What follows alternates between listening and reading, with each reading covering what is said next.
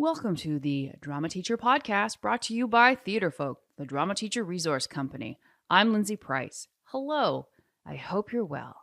Thanks for listening.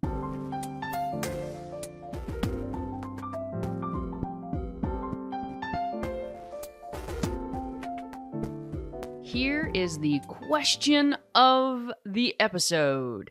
What can you learn when you put up a play in 48 hours? I'm just going to let that visual resonate with you. Play to stage in just 2 days. Not 2 months, not a year, 2 days. So this 48-hour play project, that's what our guest did today with his students, and he's going to share his experience with this great project, this great problem-solving project. Aha, everything's a learning experience.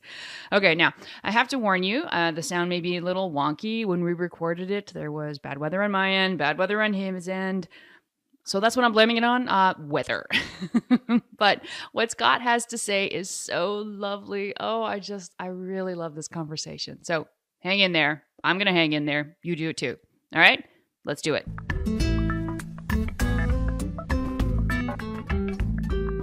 Hello, everybody. I am here talking to Scott Giessler. Hello, Scott. Hello. So tell everybody where in the world you are. I am calling from very cold Wolfboro, New Hampshire. I hear you. I feel you. Yeah. Mm-hmm. I'm hoping that when this goes up, maybe it won't be so cold, but you never know. Yeah. Now, Scott, you are a teacher and a playwright. So let's just start with the teacher for a sec. How long have you been a drama teacher? I've been doing it for 17 years, and it's been a pretty steady job at that. I started in 2001, and I've been just working at it ever since. What made you want to get into the teaching aspect of this? Okay. Well, I had another life before this where I was working in the commercial sector because I went to college and I wanted to be a screenwriter.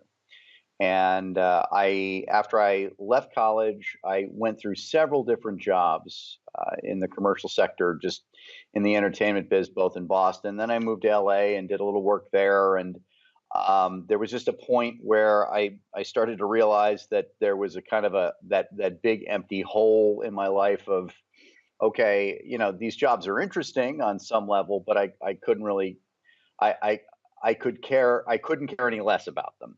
And then it all came to a head when I gotten laid off at a job, and I just couldn't imagine applying for any other jobs that were available. And my wife and I sat down and sort of talked about it, and we developed a plan to move back east to New Hampshire, where I'd spent a lot of my summers. And when I got here, as it turned out, the local high school was looking for a theater teacher.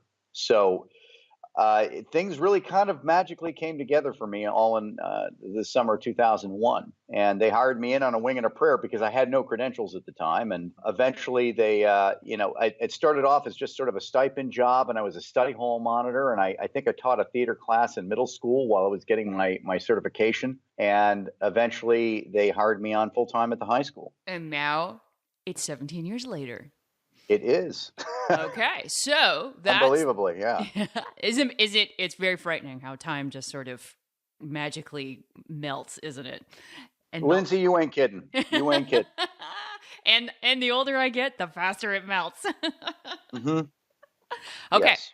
So that's how you got into it. So 17 years later, why is this the job that stuck, do you think? Why are you still in it all this time later? Man, well, I'll tell you, I'm not really certain. I will tell you that having done the job for so long now, I meet a lot of teachers that do it for a couple of years, then they do something else. So I think I've been sort of asking myself the same question of what I don't know if I'm the exception to the rule, but certainly around me, that seems to be the case.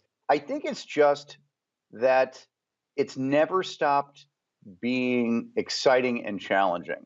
And that's probably, it's probably as simple as that. It's still meaningful to me. I don't ever dread doing the work. I don't ever feel like, okay, here comes another show. I'm always excited to get started and create. So that's probably the sign that just says, stick with it. I still feel like, okay, one of my biggest fears is someone might come in and tell me, hey, Scott, we don't want you to do this job anymore. So whenever that wears off, it might be time for me to get out, but it hasn't happened yet. That's a So, lovely feeling, It's a lovely feeling mhm. to love what you do, right? Exactly, exactly.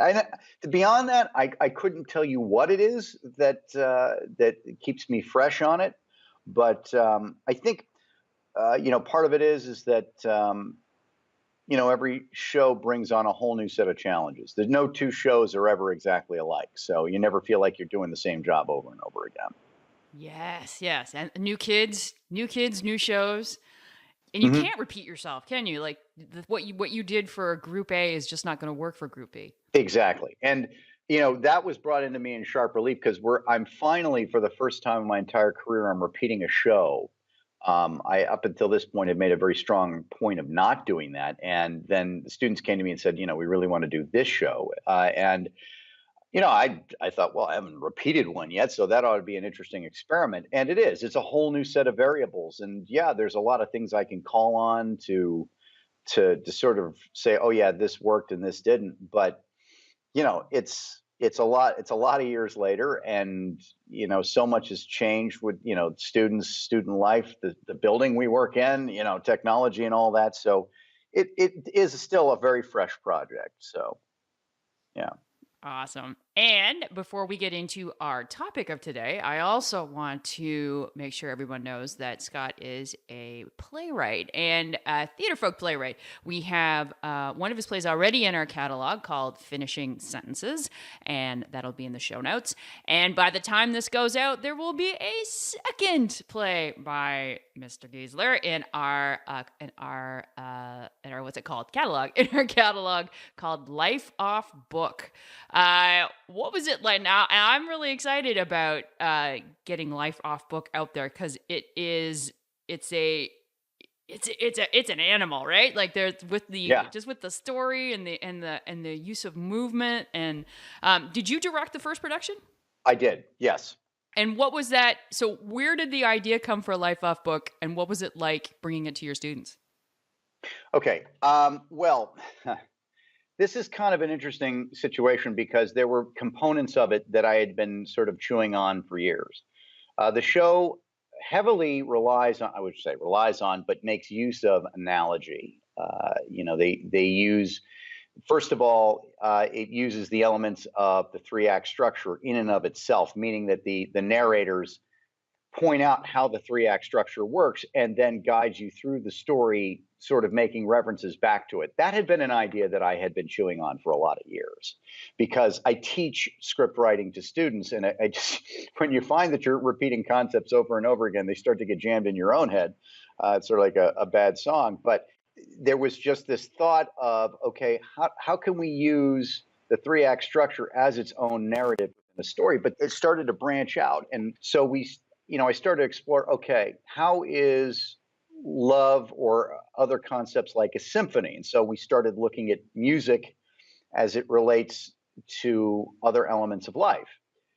Then we thought, okay, well, let's go for the trifecta here. And we started to look at building analogy through dance.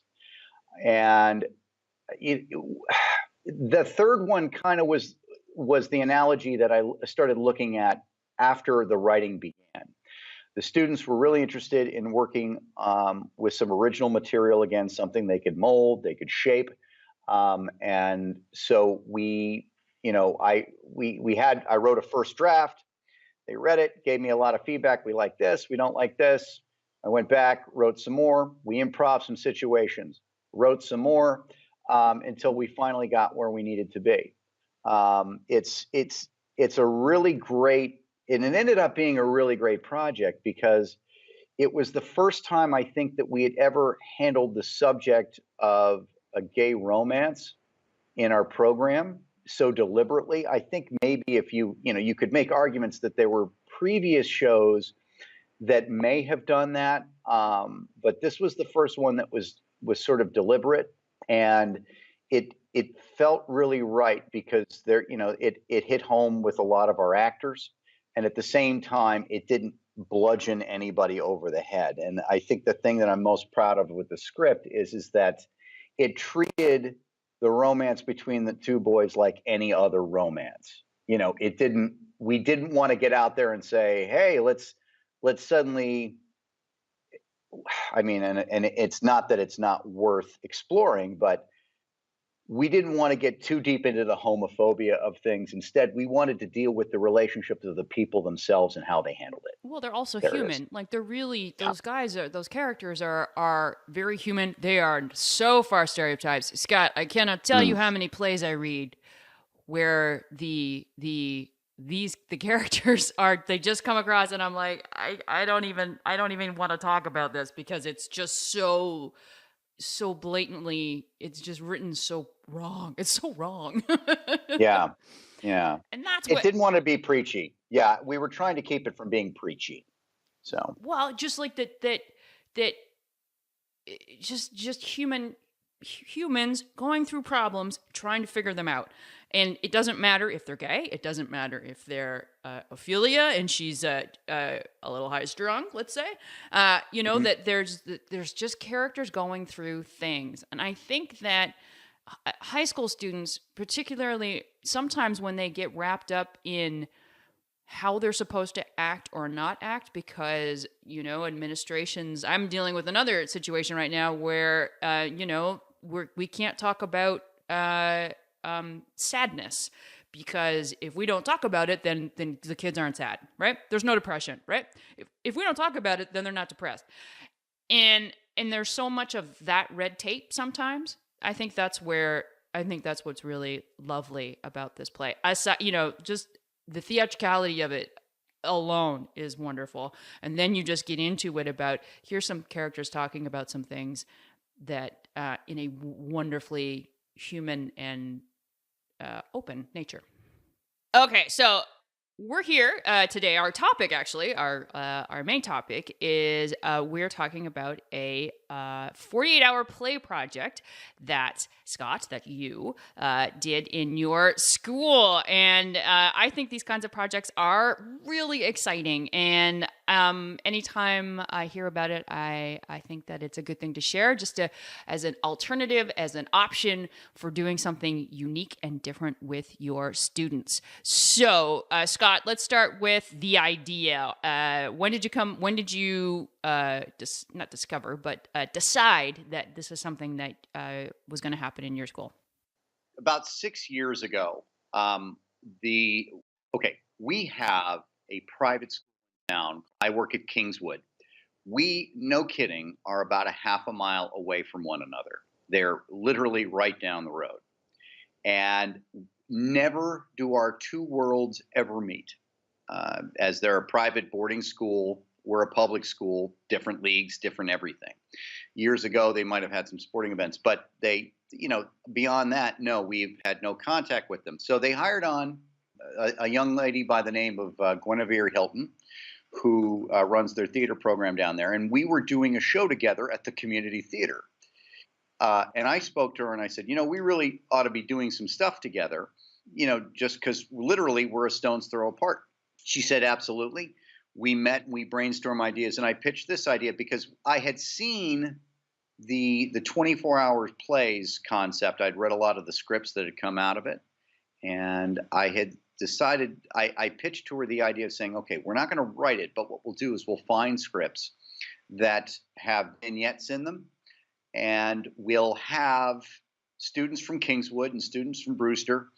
They'll have a one weekend to put the show. That was 6 years ago. And we tried it out. It worked wonderfully. And we've been basically doing it ever since. And then last year, we brought in a third school. It was Guilford High School.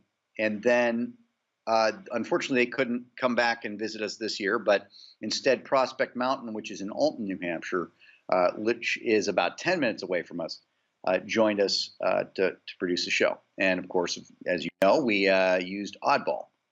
Yes, Oddball. That's how I know about this, because Oddball is one of my plays. But one thing I want to comment on is, so this is not just a in school one class production. This is a huge thing which has lots of moving parts with additional schools. What's the organization element like for you? Okay. First of all, what we tried to do is make sure that the project could be sustainable, meaning that we could do it year after year without exhausting ourselves. Specifically, most of the work is done within the weekend. We set the dates ahead of time, but the rule for both the teachers and the students is that we do all of the production work within the weekend. So things like the lighting cues, the sound cues, the costuming, the set building, all of those things begin that Saturday morning. And we do our first read aloud that Saturday morning. So this way we don't feel like there's a ton of prep work that we have to do ahead of time. So we'll meet at Saturday morning at 9 a.m. We'll do the read aloud. There will be students that'll be in charge of costume. There'll be students that'll be in charge of set. There'll be students that'll be in charge of tech. So, and then of course you've got your cast members. Our biggest expense on the weekend is probably feeding all of them. So we're very fortunate in the art center to have a full scene shop and a full costume room. So it's not a situation to build it from scratch, if you will. Well, that's good. I totally understand about the feeding aspect probably being the biggest expense. How many students are involved? We had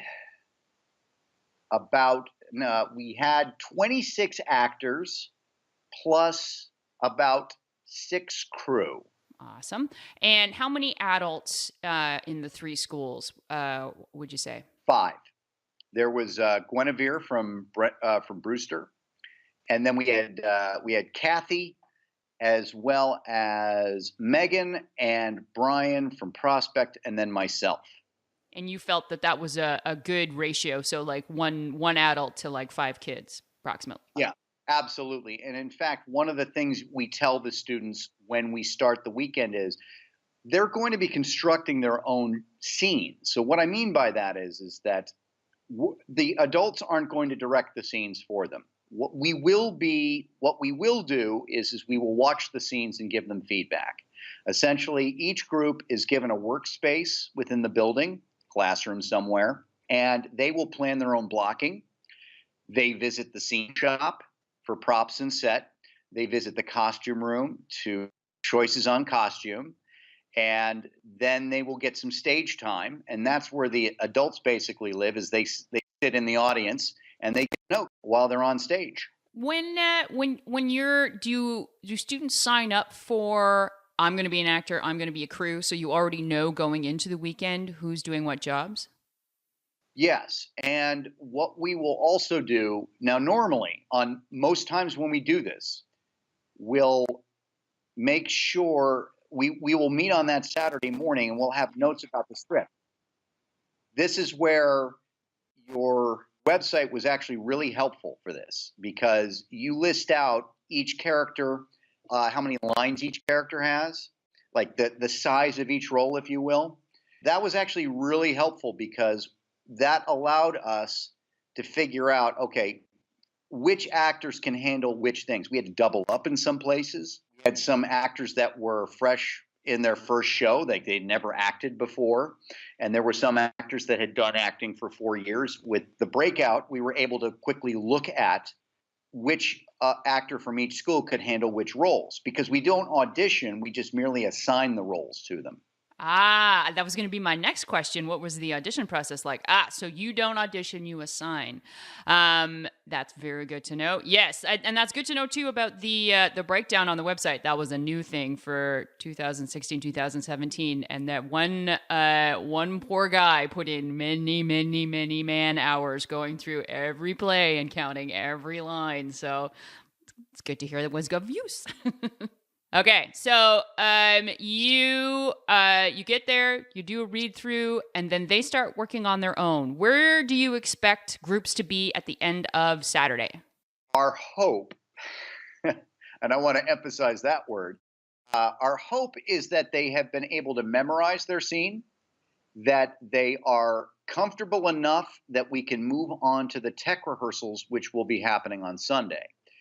That isn't always the case. And the thing is that when we first did this, the Saturday hours were much longer. We actually started on Friday night, rehearsed all of Saturday until maybe about 9 o'clock, and Sunday at 11. And we trimmed it out because essentially there's only so long you can ask a kid to be working on material before they just burn out.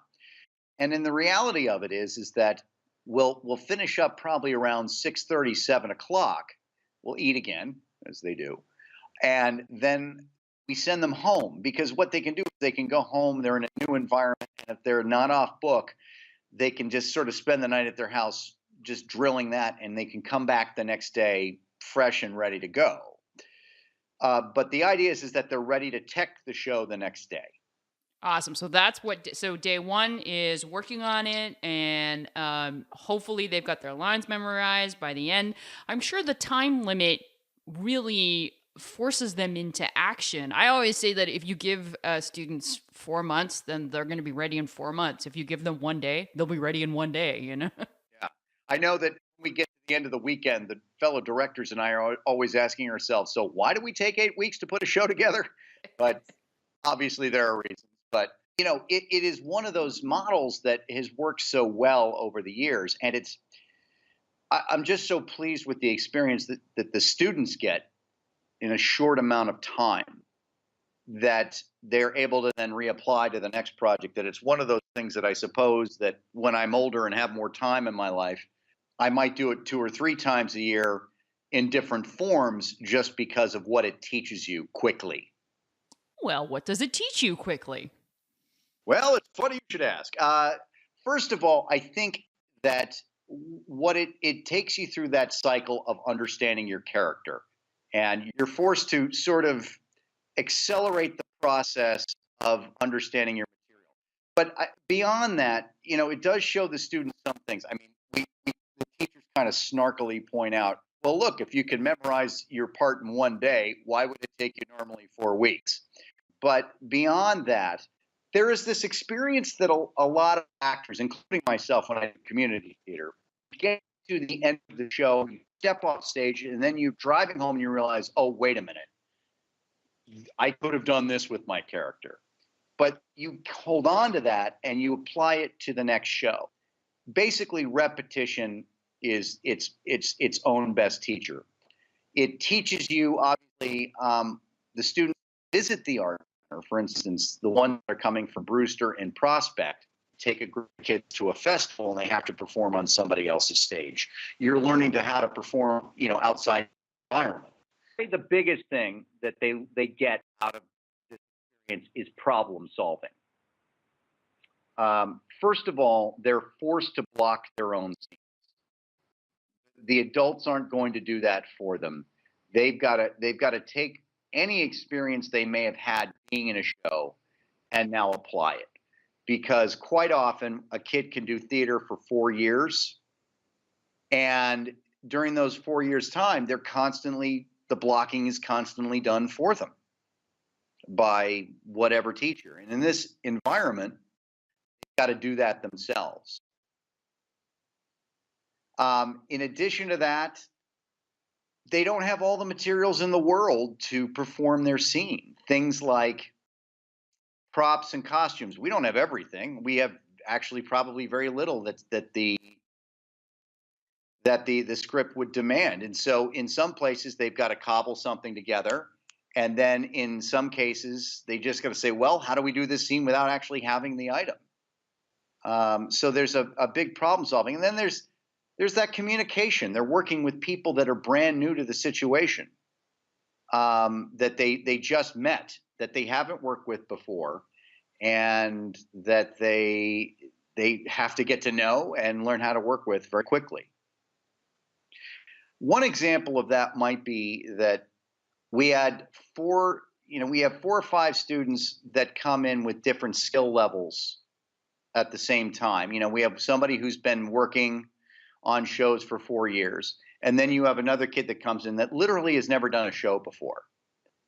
And they have to work with one another, and they gotta know how to make that work, and in a way that isn't going to get hostile or anything like. I guess that would be the way I would describe it. I wouldn't say hostile because none of these kids ever get hostile, but they got to learn how to work with one another and communicate with one another. I think that's lovely. I think it's there's nothing more important than learning how to problem solve. Yeah. Awesome. Okay, so how long do they get to with tech? How long do they get to that before you start running the shows? Let me think. They get 3 hours worth of tech. The first time through, it is just a cue to cue. So our lights and sound people have some possible way of surviving the production. Then from there, we'll do a full run through. If it's necessary to do it twice, we will. And this time around, things went so smoothly that we didn't need to. They were so ready that we did one full run through, light, sound, costume, set, and bam, they were ready to go. Awesome. And then what time? What time is your show? The show is at 6 o'clock on Sunday night. Do you give the audience did you set the scene, say, hey, these guys walked in yesterday? Do you let the performance speak for itself? We do tell them, because I think it's a fascinating enough concept that it's worth knowing before you start. We won't harp on it too much, but we do want to explain to them, how it was put together. And obviously it's going to be a little bit more rough around the edges because of the fact that they've only had that 48 hours to put it together. But I'm always amazed at how sharp it looks when they do it. I mean, their senses are heightened, and it's that old adage of, I'd rather have the show go on a little under rehearsed rather than a little over rehearsed. Yeah, I hear you. Well, because when it's under rehearsed, everybody's then on their toes, right? They're like, right. Everyone's actually focused as opposed to bored. Right. And you can see it. We had the same phenomenon with our fall musical. It was one of those musicals that, at the beginning of the week when we were running rehearsals, I was thinking to myself, okay, is this thing going to make it? And, we had probably in the end one of our most brilliant musicals ever, because, the adrenaline was still running. They were still exploring and discovering the day before they went on stage. Awesome. Well, that's wonderful. Okay, so as we wrap up, what two pieces of advice would you give to a teacher who is listening to this and saying, hey, this sounds like a good idea? What would two pieces of advice be for that person? Well, the first one, I don't know if it can count as the first one, but I would say do it. It's scary to think about before you do it for the first time, but absolutely do it. You can come up with 1,000 reasons why not to. You can get close and get cold feet and say, you know what, I think I'm going to postpone it. Don't. Just get in there and realize exactly how easy it can be. I mean, but if I were to give more practical advice, I would absolutely tell them, find a script that demands reasonable goals. One of the keys to success on a project like this is a script with vignettes, short vignettes, ones that you can give students about 5 minutes of scene time to work with, that they can work with, and then set them free. And don't be afraid to just say, all right, go off and figure it out. You don't have to micromanage kids. They can work it through. They can do all of that on their own. Let them be free to work these problems out on their own, because they will. I guess if those would be the two elements I would recommend. Awesome. Well, thank you. And of course, it was a great success, right? Yeah. Oh, absolutely. This was one of the best years we had. Lindsay, I will tell you, without qualification, this was probably the best script we worked with. It was just the right mixture. The the scenes were of the perfect length. We're talking about Oddball. The subject matter was perfect. It was the right combination of comedy and drama. It really was it was the perfect script to work with. It also required a lot of different roles because you've got so many schools coming together.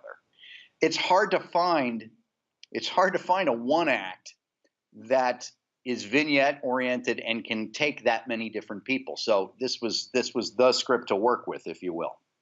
Well, I'm so glad I played a very tiny part in your success.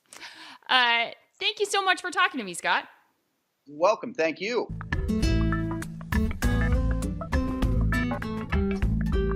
Thank you, Scott. So, before we go, let's do some Theatrefolk news.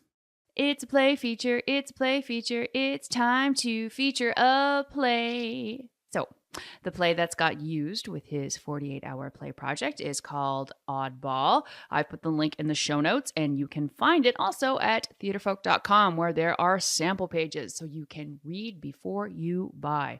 You can also find 2 of Scott's plays in the show notes and over at theatrefolk.com, of course.